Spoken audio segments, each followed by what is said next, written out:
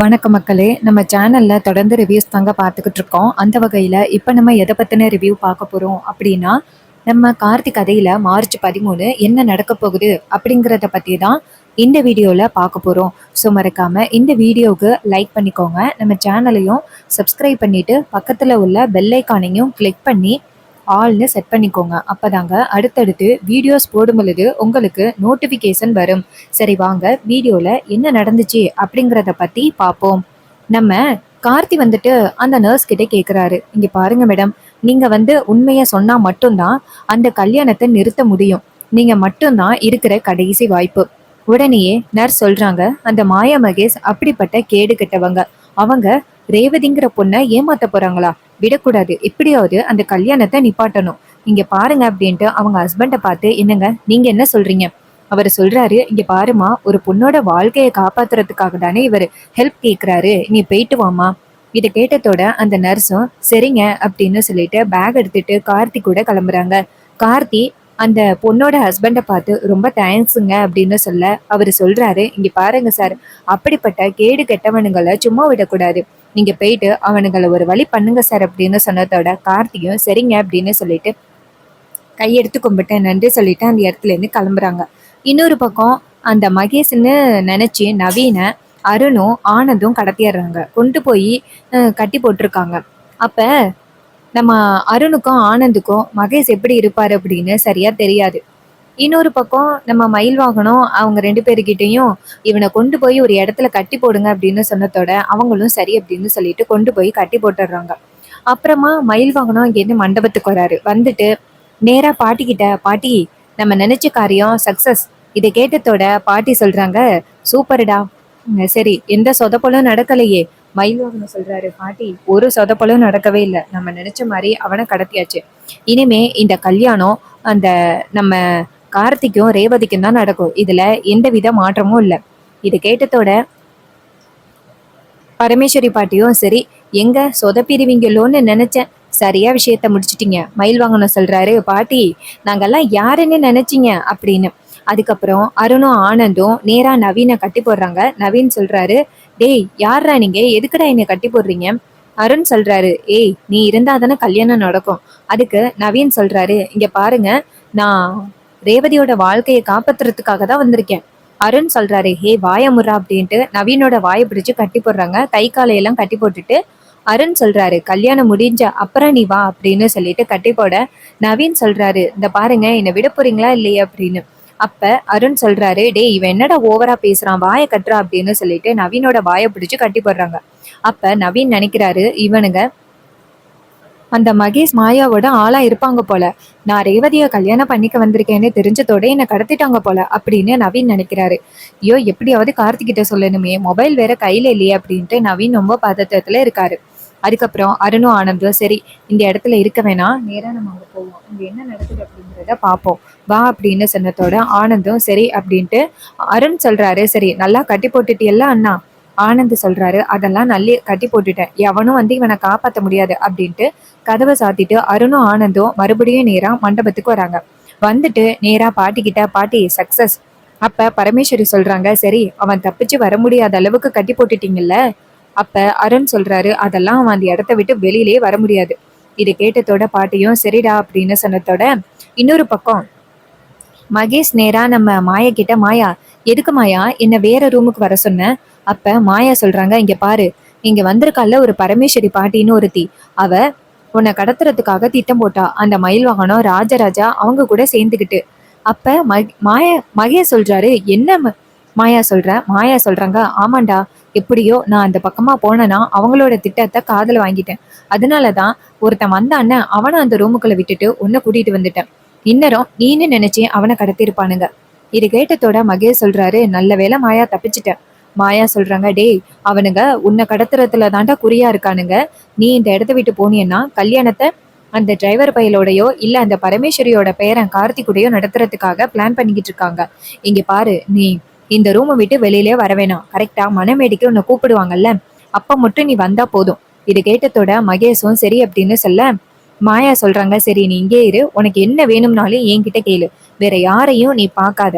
இது கேட்டதோட மகேஷும் சரி மாயா அப்படின்னு சொல்ல அப்புறமா மாயா சொல்றாங்க, சரி நான் இந்த விஷயத்த பத்தி சந்திரா கிட்ட சொல்றேன் அப்படின்னு சொன்னதோட மகேஷும் சரி போயிட்டு சொல்லு அப்படின்னு சொல்றார். மாயா வந்துட்டு நேரா சந்திரா வந்து பாக்குறாங்க. சந்திரா நேரா மாயா கிட்ட, சொல்லு மாயா, என்ன பதட்டமா இருக்க? மாயா சொல்றாங்க, இங்க வந்திருக்கால்ல ஒரு கிழவி, அந்த பரமேஸ்வரி, அவ மகேஷ கடத்துறதுக்கு 2 ஆளை கூட்டிட்டு வந்திருக்கா. இதை கேட்டதோட சந்திரா சொல்றாங்க, ஐயோ என்னாச்சு, மகேஷ கடத்திட்டாங்களா? அதுக்கு மாயா சொல்றாங்க, இல்ல, நான் கடத்த விட்டா தானே, நான் எப்படியோ மகேஷ வேற இடத்துக்கு கூட்டிட்டு போய் ஒளிய வச்சுட்டேன். அதுக்கு பதிலா வேற ஒருத்தனை அந்த ரூம்ல வச்சதோட அவன் தான் மகேசன்னு நினைச்சு அவனை தவறா கடத்திட்டு போயிட்டாங்க. இது கேட்டதோட சந்திரா சொல்றாங்க, அப்பாடா, இங்க பாரு, கல்யாண நேரம் வர வரைக்கும் மகேஷை எங்கேயும் போக சொல்லாத. மாயா சொல்றாங்க, ஆமா, அவனை கொண்டு போய் ஒரு இடத்துல ஒளிய வச்சிருக்கேன். கரெக்டா மணமேடிக்கு கூப்பிடும் போது மட்டும்தான் மகேஷ் வெளியில வருவான். இது கேட்டதோட சந்திராவும், சரி சூப்பர், இங்க பாரு, நீ எதுக்கும் கவலைப்படாத. கல்யாண நேரத்துல சாமுண்டீஸ்வரி கல்யாணத்தை நிறுத்துறதுக்கு ஏதாவது ட்ரை பண்ணுவா. அப்ப அவளை நான் எப்படியாவது கடத்திடுறேன். இது கேட்டதோட சந்திராவும், சரிங்க மேடம் அப்படின்னு சொல்ல, சந்திரா சொல்றாங்க, இங்க பாரு, இடையில ஏதாவது பயந்து ஓடுற வேலை வச்சுக்காதீங்க, நாங்க இருக்கோம் துணையா. இது கேட்டதோட மாயாவும் சரி அப்படின்னு சொல்லிட்டு நேரா மகேஷை பார்க்க போறாங்க. அப்ப டக்குன்னு மயில் வாகனமும் ராஜராஜாவும் குறுக்க வராங்க. அப்ப மாயா நேரா அவங்கள பார்த்து, என்ன வேணும் உங்களுக்கு அப்படின்னு கேட்க, அப்ப மயில் வாகனம் சொல்றாரு, என்ன, மகேஷ காணும்னு தேடுற போல. அப்ப மாயா நினைக்கிறாங்க, முட்டாளுகளா, நீங்க கடத்தினது மகேஷே இல்ல, எவனோ ஒருத்தனை கடத்திட்டு வந்து என்ன மிரட்ட வந்திருக்கீங்களா அப்படின்னு மாயா நினைக்கிறாங்க. அப்ப மயில் வாகனம் சொல்றாரு, இங்க பாரு, அந்த மகேஷ நாங்க கடத்திட்டோம், இனிமே இந்த கல்யாணம் நடக்காது, மரியாதையா இந்த இடத்துல இருந்து தப்பிச்சு போயிரு. அப்ப மாயா சொல்றாங்க, ஒய்யோ கடத்திட்டீங்களா, அப்ப மகேஷுக்கும் ரேவதிக்கும் கல்யாணம் நடக்காதா, நான் என்ன பண்ண போறேன்னு தெரியலையே.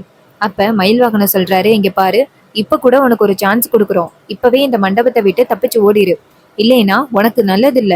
அப்ப நம்ம மாயா நேரா மயில் வாகனத்தை பார்த்து, ஐயோ அப்ப மகேஷ கடத்திட்டீங்கன்னா அந்த கல்யாணம் நடக்காதா, அப்ப நானே இந்த மண்டபத்தை விட்டு போயிடுறேன் அப்படின்னு சொல்லிட்டு மாயா அந்த இடத்துல இருந்து போறாங்க. ராஜராஜா மயில் வாகனத்தை பார்த்து, பாத்தீங்களா மாப்பிள, இவ பயந்த மாதிரியே தெரியலையே, ஏதோ நக்கலா பேசிட்டு போற மாதிரி இருக்கு.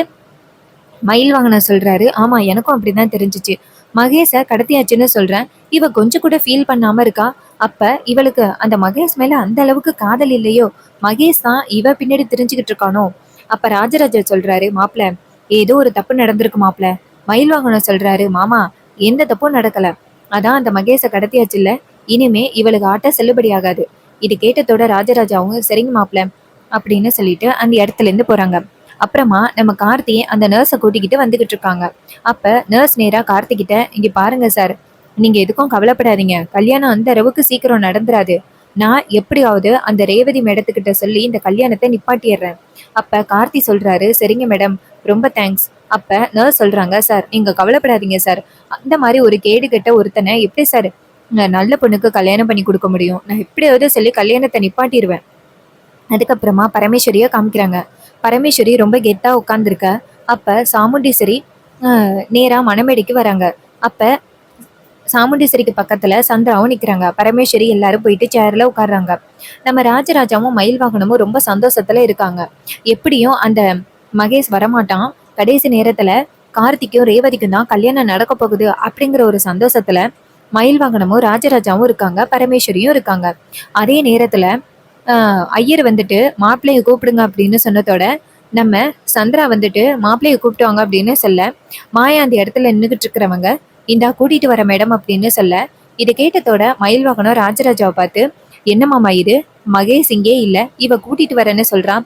ராஜராஜா சொல்றாரு, ஏதோ பயத்துல சொல்லுவா போல, நேரத்தை கடத்துறதுக்காக. இது கேட்டதோட மயில் வாகனமும் சரிங்க மாமா அப்படின்னு சொல்ல, அப்ப மாயா நேரா அந்த மயில் வாகனத்தையும் ராஜராஜாவையும் பார்த்து நக்கலா சிரிச்சுக்கிட்டே அந்த இடத்துல இருந்து போறாங்க. மயில் வாகனம் ராஜராஜாவை பார்த்து, மாமா ஏதோ தப்பா இருக்கு.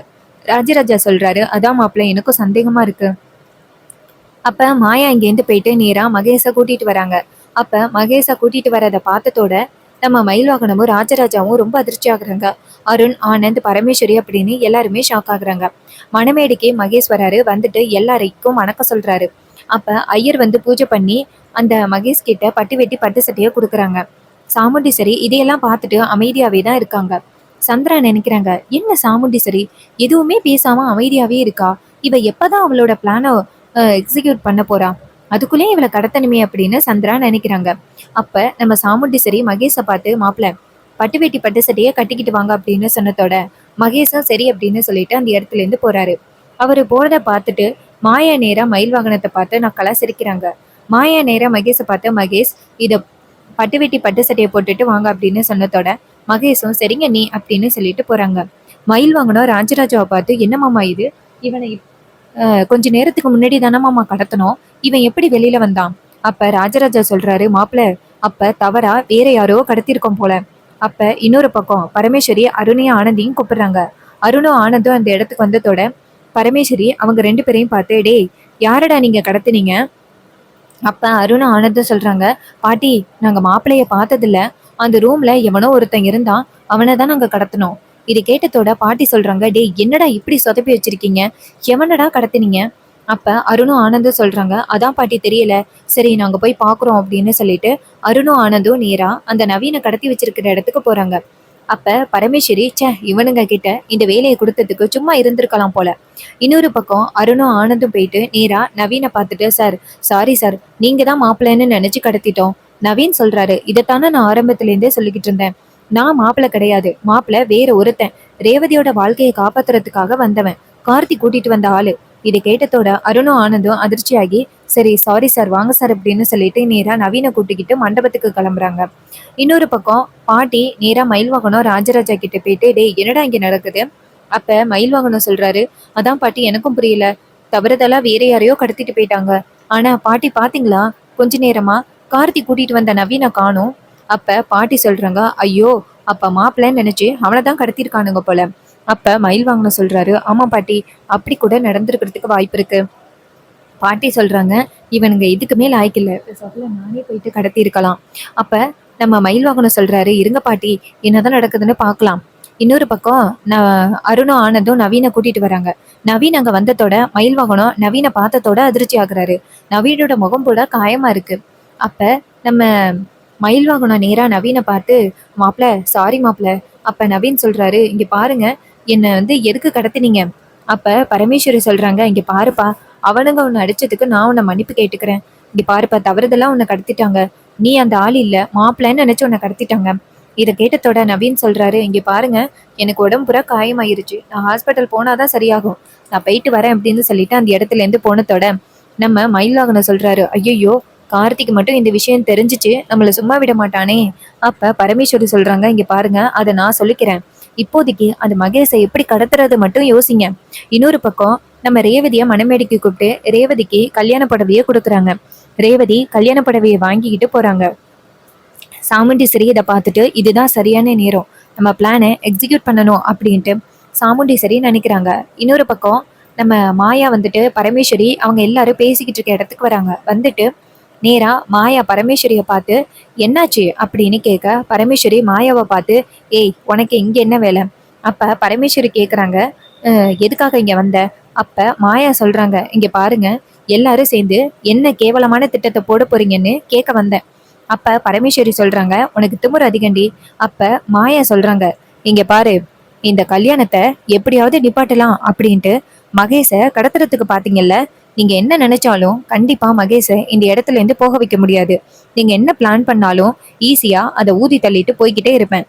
இன்னும் 10 நிமிஷத்துல ரேவதிக்கும் மகேஷுக்கும் கல்யாணம் நடக்க போகுது.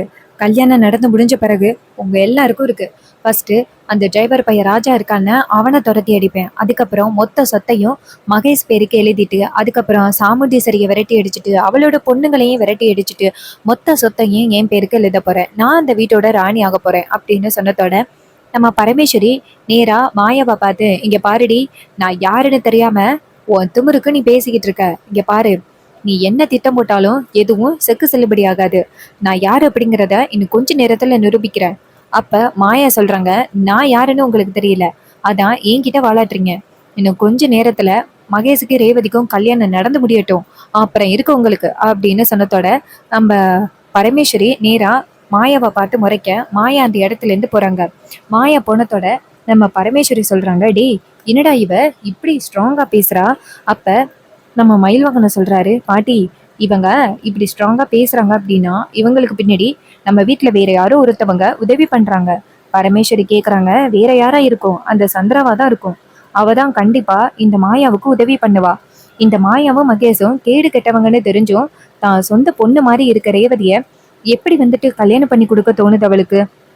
அதுக்கு மயில் வாகனம் சொல்றாரு, பாட்டி ஆரம்பத்துல இருந்தே அவங்களோட எண்ணம் என்ன தெரியுமா, சாமுண்டீஸ்வரி அத்தைய எப்படியாவது தோற்கடிச்சு அவமானப்படுத்தணும் அப்படிங்கிறது தான் அவங்களோட பிளான். அதனாலதான் மாயா மகேஷ் அஹ், ரெண்டு பேருமே டீம்மேட்டா ஆக்கிக்கிட்டு மகேஷ் ரேவதியோட கல்யாணத்தை நடத்தியே முடிக்கணும் அப்படின்னு அந்த சந்திரா பிளான் பண்ணியிருக்காங்க. அவங்களும் சேர்ந்துதான் இந்த மாயாவுக்கு ஹெல்ப் பண்றாங்க. அதனாலதான் இந்த மாயா இவ்வளோ தைரியமா இருக்கா. இல்லைன்னா இவ இவ்வளோ தைரியமா இருக்கிறதுக்கு வாய்ப்பே இல்லை. கண்டிப்பா அத்தைக்கு பயந்து இந்த வீட்டுல இருந்து ஓடி போயிருப்பாங்க. இவங்க ரெண்டு பேரும் இப்படி தைரியமா இருக்காங்கன்னா அதுக்கு முக்கிய காரணம் அவங்களாதான் இருப்பாங்க அப்படின்னு சொன்னதோட ரொம்ப ஷாக் ஆகுறாங்க பரமேஸ்வரி. அப்ப ராஜராஜ சொல்றாரு, மாப்பிள்ள என்ன மாப்பிள்ள புது ட்விஸ்ட சொல்றீங்க? அப்ப மயில் வாகனம் சொல்றாரு, ஆமா மாமா, இத்தனை நாளும் உங்களுக்கு அவங்க எப்படிப்பட்டவங்கன்னு தெரியல இல்ல. அப்ப மயில் வாகனம் சொன்னதை கேட்டுட்டு ராஜராஜா சொல்றாரு, ஆமா மாப்பிள்ள, வீட்டுக்குள்ளேயே இருந்துகிட்டு என்னென்ன காரியத்தை பண்ணியிருக்கா, அவளை பத்தி இத்தனை நாளும் புரிஞ்சுக்காம இருந்துட்டேனே. அப்ப மயில் வாகனம் சொல்றாரு, மாமா இப்போதைக்கு எப்படியாவது நம்ம மகேஷ் ரேவதியோட கல்யாணத்தை நிப்பாட்டணும். கார்த்தி மாப்பிள்ள எங்க போனாருன்னு தெரியல. அப்ப பரமேஸ்வரி சொல்றாங்க, மாப்பிள்ள போன போடுங்க, என்னாச்சுன்னு கேளுங்க. மயில் வாகனமும் சரி அப்படின்னு சொல்லிட்டு நேரா கார்த்திக்கு ஃபோன் பண்றாங்க. கார்த்தி ஃபோன் அட்டன் பண்ணி சொல்லுங்க அப்படின்னு சொல்ல மயில் வாகனம் கேக்குறாரு, கார்த்தி மாப்பிள்ள எங்க தான் இருக்கீங்க? இன்னும் கொஞ்ச நேரத்துல அந்த ரேவதி மகேஷ் கல்யாணம் நடக்க போகுது. மகேஷ் ரேவதியோட கழுத்துல தாலி கட்ட போறான். எங்க தான் இருக்கீங்க? அப்ப நம்ம கார்த்தி சொல்றாரு, நான் வந்துகிட்டே இருக்கேன். அப்ப நம்ம மயில் வாகனம் சொல்றாரு, இங்க பாருங்க மாப்பிள்ள, நீங்க கொஞ்சம் லேட் ஆனாலும் இந்த கல்யாணம் நடந்துரும். அப்புறம் யாராலையும் எதுவும் பண்ண முடியாது. அப்ப கார்த்தி சொல்றாரு, நான் அங்கதான் வந்துகிட்டு இருக்கேன், பதட்டப்படாம இருங்க. நான் ஒரு முக்கியமான ஆதாரத்தை கூட்டிட்டு வந்துகிட்டு இருக்கேன். அவங்கள பார்த்தா கண்டிப்பா ரேவதி இந்த கல்யாணத்தை நிப்பாட்டிடுவாங்க. இது கேட்டதோட மயில் வாகனமும் சரி கார்த்தி அப்படின்னு சொல்லிட்டு போனை கட் பண்ண பரமேஸ்வரி கேக்குறாங்க, ஏன்பா என்னாச்சு? அப்ப மயில் வாகனம் சொல்றாரு, இது மாதிரி கார்த்தி ஏதோ ஆதாரத்தை கூட்டிட்டு வராராம், யாருன்னு தெரியல. அப்ப பரமேஸ்வரி கேக்குறாங்க, ஆதாரமா யாரா இருக்கும்? அப்ப மயில் வாகனம் சொல்றாரு, அதான் எனக்கும் தெரியல, ஆனா கார்த்தி சீக்கிரம் வந்துருவாரு. கண்டிப்பா இந்த கேடு கேட்ட மகேஷ ரேவதியோட கழுத்துல தாலி கட்ட விட மாட்டாரு அப்படின்னு எனக்கு முழு நம்பிக்கை இருக்கு. நம்ம காத்துக்கிட்டு இருப்போம். இது கேட்டதோட பாட்டியும் சரி, கடைசி நம்பிக்கை கார்த்தி மட்டும்தான். அவன் வந்தா மட்டும்தான் எப்படியாவது இந்த கல்யாணத்தை நிப்பாட்ட முடியும் அப்படின்னு சொல்லி பேசிக்கிட்டு இருக்காங்க. இன்னொரு பக்கம் நம்ம சாமுண்டீஸ்வரி நினைக்கிறாங்க, இங்க பாரு சந்திரா, மாயா, கண்டிப்பா நீ நினைக்கிற மாதிரி எதுவுமே இங்க நடக்காது. நான் நினைச்ச மாதிரி, நான் ஆசைப்பட்ட டிரைவர் ராஜாவுக்கும் ரேவதிக்கும் தான் கல்யாணம் நடக்கும் அப்படின்ட்டு சாமுண்டீஸ்வரி புது திட்டத்துல இருக்காங்க. அப்பதான் சாமுண்டீஸ்வரி டிரைவர் ராஜாவை தேடுறாங்க. பார்த்தா கார்த்தியை எங்கேயுமே காணும். அப்ப நம்ம சாமுண்டீஸ்வரி மயில் வாகனத்தை பார்த்து, டிரைவர் ராஜா எங்க அப்படின்னு கேட்க மயில் வாகனம் சொல்றாரு, எங்க போயிருக்காருன்னு தெரியல, வந்துகிட்டு இருக்காரு. இது கேட்டதோட சாமுண்டீஸ்வரியும் சரி அப்படின்னு சொல்றாங்க. அண்ட் இந்த வீடியோ பிடிச்சிருந்துச்சு அப்படின்னா இந்த வீடியோவுக்கு மறக்காம லைக் பண்ணிக்கோங்க. நம்ம சேனலையும் சப்ஸ்கிரைப் பண்ணிட்டு பக்கத்துல உள்ள பெல் ஐக்கானையும் கிளிக் பண்ணி ஆல்னு செட் பண்ணிக்கோங்க. அப்பதாங்க அடுத்தடுத்து வீடியோஸ் போடும் பொழுது உங்களுக்கு நோட்டிஃபிகேஷன் வரும், பார்க்கலாம். தேங்க்யூ ஃபார் வாட்சிங்.